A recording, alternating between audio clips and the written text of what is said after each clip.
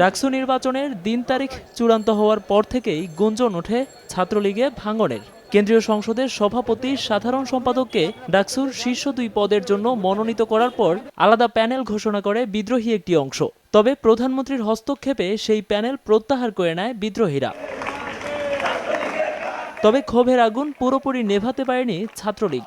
রোববার চূড়ান্ত প্রার্থী তালিকা ঘোষণার পর দেখা গেছে বেশ কিছু পদে ছাত্রলীগ ঘোষিত প্যানেলের বিরুদ্ধে প্রার্থী হয়েছেন সংগঠনটির বেশ কয়েকজন নেতা। তারা বলছেন, নিজ সংগঠনের পক্ষ থেকে ইতিবাচক সাড়া না পাওয়ায় তাদের এমন সিদ্ধান্ত।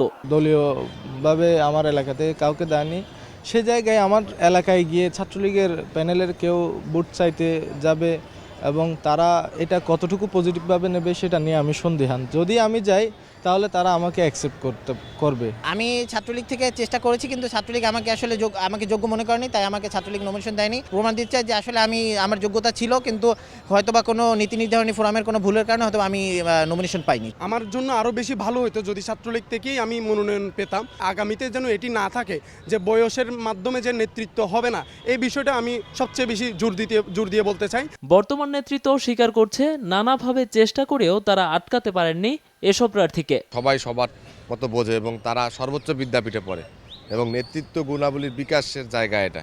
যারা দাঁড়িয়েছে তারা দাঁড়াবে এবং তারা যদি বিজয়ী আসতে পারে আমরা তাদেরকে স্বাগত জানাবো। বিশ্লেষকরা বলছেন, বিভক্তির কারণে আসন্ন নির্বাচনে ক্ষতির মুখে পড়তে হবে ক্ষমতাসীন দলের ছাত্র সংগঠনটিকে। ছাত্রলীগের যে প্যানেল, এই প্যানেলে তো ক্ষতিগ্রস্ত তারা হবেই। ছাত্রলীগের বিপক্ষে কোনো শক্তিশালী রাজনৈতিক দল বা জোট থাকে তাহলে তো বটেই। আর যদি সেরকম জোট বা দল না থাকে বা তাদের শক্তি ক্ষীণ হয়, তাহলে হয়তো নিজেরাই প্রতিদ্বন্দ্বিতা করবে। 11 মার্চ অনুষ্ঠিত হবে বহুল কাঙ্ক্ষিত ডাকসু নির্বাচন। নোমান আব্দুল্লাহ, সময় সংবাদ, ঢাকা।